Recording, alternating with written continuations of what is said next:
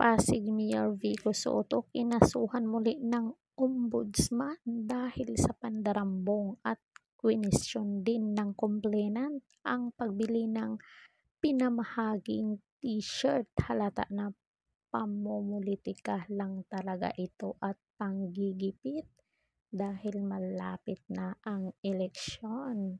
Anong sa tingin nyo mga marites? Totoo ba ang aking hinala?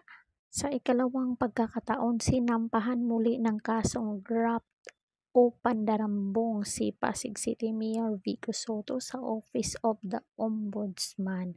Ayon sa complainant na si Michelle Prudencio, residente ng Pasig City, hindi pinamahagi ni Mayor Soto ang one-time cash allowance para sa mga manggagawa ng City Hall na 1.5 para sa serbisyo ng 452 founding anniversary ng Pasig.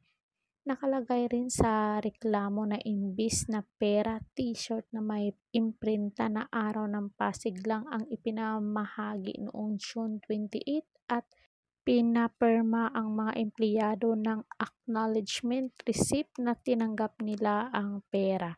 Kwenisyon din ng complainant kung dumaan ba sa bidding ang pagbili ng ipinamahaging t-shirt.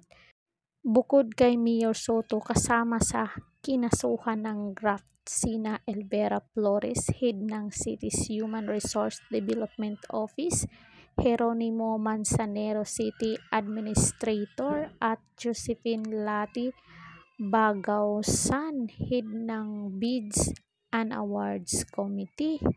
Gaano kaya ito katotoo? At halata naman talagang pamumulitika ito dahil malapit na ang eleksyon. Alam naman natin na maganda ang pamumuno ni Mayor Vico Soto. Bakit nila hahadlangan? Comment down kayo dyan mga marites kung sino ang taga-Pasig. Comment down kayo dyan. Huwag kayong papayag na maapi ang inyong mayor. So, don't forget to like, share, and subscribe. Sana nagustuhan nyo ang video to. Caridad Official TV. Hanggang sa muli and thank you so much.